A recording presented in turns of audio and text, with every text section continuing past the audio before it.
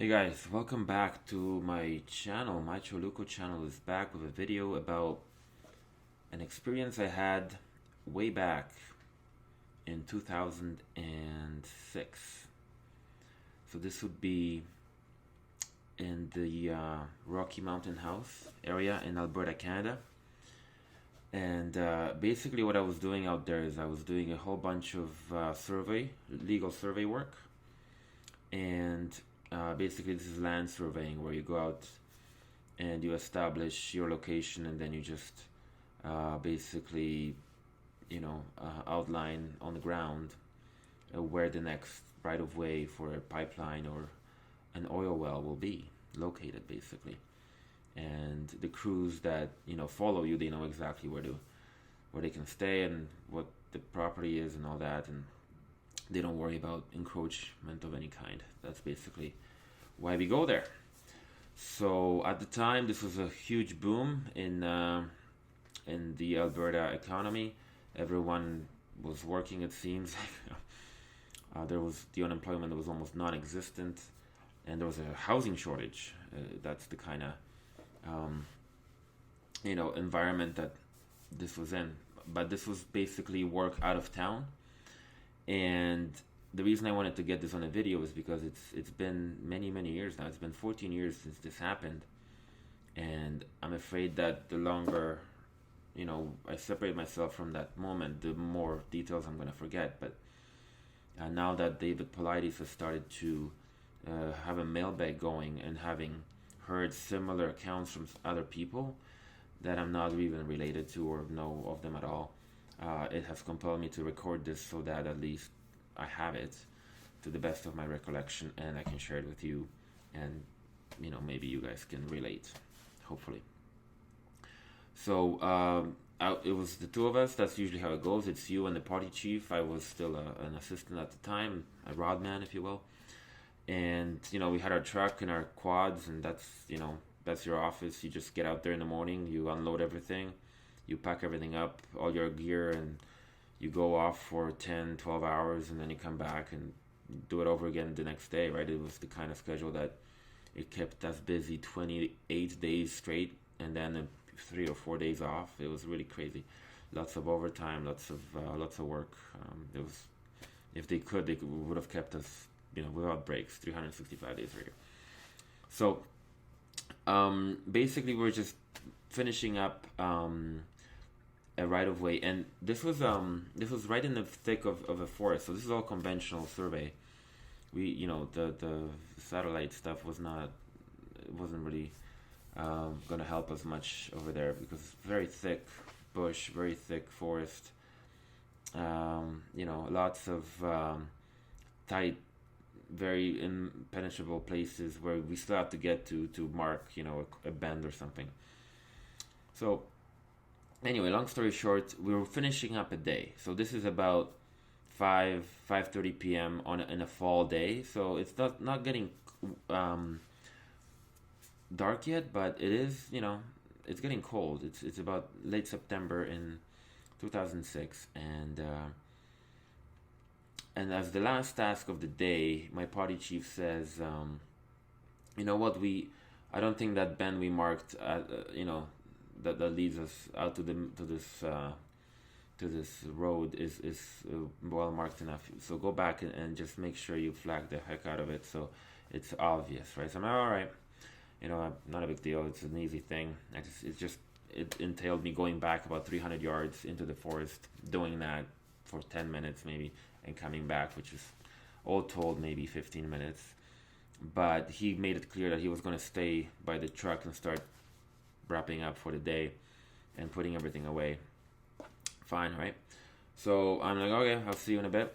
I go, and we did have radios at the time, but before I went, I actually returned my radio in the truck because it was kind of like a muscle memory thing. The moment I think I'm done, I just start dumping stuff, and this just kind of came to him as a last minute thing. So anyway, the point is, as I'm doing this, as I'm getting away from the truck and reaching this bend in this right of way that we're marking, I immediately sense something off. Like Remember, we're in the middle of the forest. It's September. Just a few minutes before, I was hearing a bunch of crows, making noise. A bunch of birds all around, and there's still some mosquitoes around. And now going back, I don't hear any of that. It's dead quiet. I can't even hear my potty chief, who's only a few yards away doing his stuff, and I'm in the forest, right, as I'm going back. But I see my flagging. I know where I am. I'm not panicking. It's just weird, It's just weird, this weird feeling. So I get to the bend. It's this 45-degree bend. I make sure that it's obvious that it's a bend. I start marking it up. Nothing unusual. Pink flagging. You surveyors know what I'm talking about. And I'm like, all right, this is good. I'm gonna go back. And the moment I turn my back and start facing the way I came, it hits me like almost like a feeling in my chest that something is closing in on me. So not only do I feel a little scared and weird and freaked out, but I'm also feeling like I'm definitely being watched. I'm definitely being watched by something, by someone, by some authority. It's kind of like the feeling. The first time you have a teacher and you're a little scared of the teacher, like in kindergarten, grade 1, and you think you did something wrong. Maybe you didn't put away something in the right place, and you feel like they're watching you, and they're like, oh, that kid just screwed up, and you get that feeling that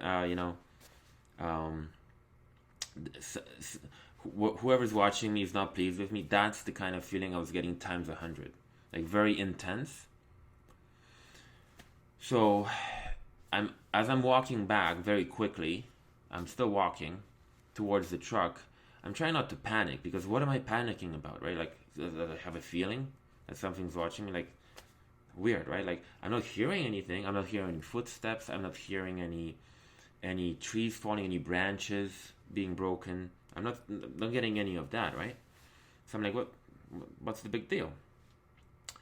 So, I'm walking, and then this feeling gets even stronger, and it gets even more and more intense, to the point where my heart starts racing, and remember, like, nothing's really happening here tangible that I can point to. I'm still about 2 minutes away from the truck, but it almost felt like it's something's parallel with me walking backwards to the truck, but I can't see it. So I feel it. I feel its effects. Like, if I was forced to say, well, what's going on there, I would say there's someone stalking me, and they're really being creepy about it, and they're looking over constantly in my direction. But I looked, and there's nothing. So at this point, my heart's racing. I'm breathing hard. I start to run. I start running towards the truck, because I know that whatever this is, I don't want to find out what it is. I don't want to stop and look around, because I'm terrified at this point. So it went from a weird feeling to feeling like I'm being watched to being terrified within a minute. So I'm running. I'm running towards the truck, and that truck, the side of that white truck, can't get there fast enough. Okay, but remember, this is the bush, it's the forest, so the only thing that I'm going by now is, I roughly know which way I came from, but also the flagging I left earlier. So the pink flagging is guiding me to the truck. Thankfully, otherwise I could, the panic, I could get lost possibly, right? So when I burst through the bush into the road, the very, rough dirt road that led us to that site, as I break through, my party chief's like, just putting the quad away, and he looks over. He's like, "What the hell? Is there a bear behind you or what? Like that? Why did you leave your radio?" He was kind of pissed. He's like, "What's going on?" And I'm like, "Oh yeah, don't worry about it.